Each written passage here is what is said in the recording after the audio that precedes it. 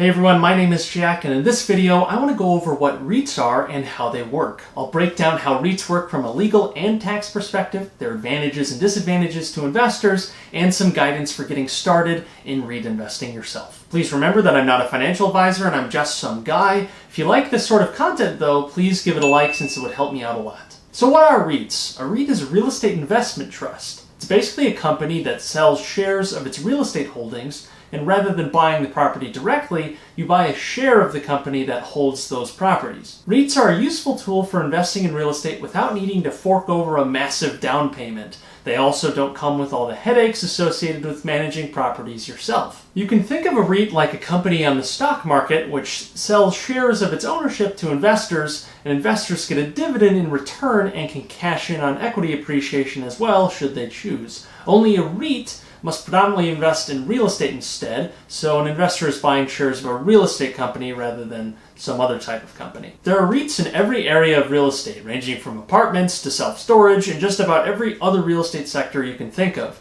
So just like companies on the stock market, you can invest in the areas of the real estate market that you think have the greatest upside. But how do REITs work? Well, REITs have a number of rules that they have to follow. They have to invest 75% of their total assets in real estate and cash in order to maintain their status as REITs. Furthermore, 75% of REITs' income must come from real estate-related sources. And these sources can include rents from owned properties, but it can also include mortgages or real estate-related derivatives as well. Perhaps the most restrictive requirement is that REITs are required to distribute 90% of their income to shareholders. In other words, the REIT can't just sit on all of the cash flow that their properties produce, and they instead have to pass it on to shareholders no matter what. And REITs are required to have a minimum of 100 shareholders, so no group of 5 shareholders can hold more than 50% of REITs shares according to the rules. With all of these rules, why would a firm ever want to become a REIT? Well, the big advantage for the company is that all of the income that they produce is tax deductible for the firm. The taxes are passed on to investors rather than the REIT itself, as I'll get to shortly. But let's go over the advantages of REITs. For one, REITs provide easy diversification. REITs allow you to expose yourself to a different asset class, that is real estate, and you can also invest in hundreds, if not thousands, of different properties within a REIT, giving you even greater diversification within the asset class itself. REITs are an easy way to get broad exposure to real estate, particularly expensive commercial real estate that you might not be able to buy on your own. But the biggest advantage of REITs is probably its steady income potential. Unlike a stock, REIT dividends are not discretionary. A REIT has to pay out the vast majority of its income to shareholders, as I mentioned earlier. REITs are also quite liquid. Just like a stock, you can buy and sell REIT shares on the open market. This lets you get your cash back very quickly compared to a real estate deal that you execute yourself, because selling a house, for example, can take many weeks, whereas selling a REIT share can be done in minutes, if not seconds. REITs also get to avoid corporate taxes, and because REITs don't pay corporate taxes, they're left with more to invest with.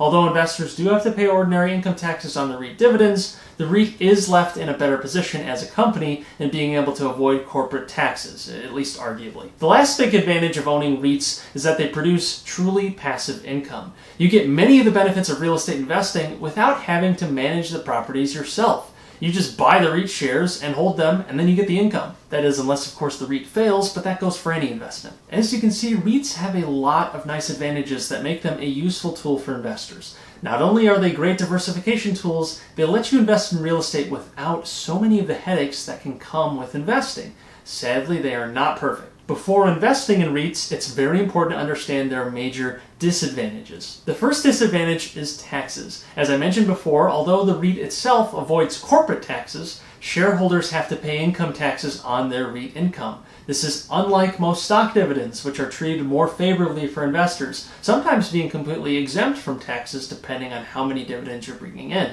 Definitely check with a tax professional to better understand your personal tax liabilities. Another disadvantage is the lack of control. This is both a blessing and a curse. Although you avoid the headaches of rental property management, you also can't do much to control the REIT's strategy. If you're a knowledgeable investor, this can be irritating when the REIT's decisions do not line up with your ideals. REITs also often produce lower returns than direct real estate investment. Compared to a well-executed deal that you do yourself, REIT returns will generally be much lower. While you might be able to net double-digit returns on a single real estate deal, that you manage yourself, that is, you would be lucky to get higher than a 7 or 8% return on your REIT holdings. Fees can also hurt returns since the REIT managers need to get paid too. Another disadvantage is limited growth potential. Since so much of its income is paid back to shareholders, a REIT may struggle to grow as quickly as another real estate company that is not a REIT. It simply has less cash to invest in a company that's able to be more flexible with its earnings. REITs can also be pretty volatile in their share price. Like a stock, a REIT is subject to market swings. Even if the income stream might be pretty steady, the REIT share can still move its price pretty violently.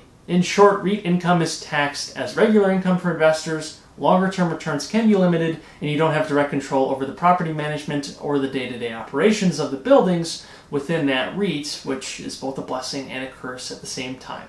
Now that you understand the advantages and disadvantages, are you wondering how to get started with REIT investing? Lucky for you, you don't need to do much to get started with a well-diversified REIT portfolio. Not only can you invest in funds like the Vanguard Real Estate ETF, that's symbol VNQ, which will expose you to many different REITs, you can also check out the REIT portfolio that I created on M1 Finance. I'll go ahead and link that video going over the portfolio above. But in that portfolio, I break it down by real estate sector so you can easily rebalance to favor a particular sector or leave it as is. But to import that portfolio into your own, you need an M1 Finance account. I have an affiliate link to M1 Finance in the description below, so you can use that to open your free account if you want to use my REIT portfolio. For a detailed review of M1 Finance, check out my review, which I will also link above. Now, there are also privately traded REITs that might be able to avoid the volatile swings of the public market. FUNDRISE is a great option for investing in unique REITs throughout the nation. FUNDRISE's REITs are generally less liquid than publicly traded REITs, but they can be a great option for diversifying your portfolio anyways. If you guys want to check out FUNDRISE, I'll include an affiliate link in the description below. REITs make it easy to invest in real estate. You're buying shares of the company that owns the real estate, and you then get a proportional share of the REIT's income. REITs get special tax advantages in exchange for distributing the vast majority of their income, though investors generally have to pay higher taxes on their distributions as a result. But either way, they're a great way to diversify a portfolio across asset classes and within the real estate asset class itself. Whether you care about REITs or not, be sure to check out my affiliate links in the description below to get yourself 3 free stocks by signing up for Webull and Robinhood. You can sell those stocks right after getting them and close your accounts, or you can use the money to go buy some shares of some REITs. They're free stocks on free brokerages, so please get your free money. It might only be a few bucks worth of stocks, but I got 20 bucks worth of stocks when I opened my Webull account, so you might as well take advantage of it too. You apparently can get a stock worth up to $1,400 when you open an account with Webull, and up to $200 when you open it with Robinhood. Let me know what stocks you guys get so I know if this promotion is working well. Well, that's all I've got for today. If you like this video, like it, since it helps the channel out a lot. If you want to see more content on personal finance, investing, real estate, and other similar topics, be sure to subscribe so you don't miss any new updates. I post new videos every single week and wouldn't want you guys to miss out. What percentage of your portfolio is in REITs? Do you invest in them at all? Definitely let me know in the comments below, but until next time, take care.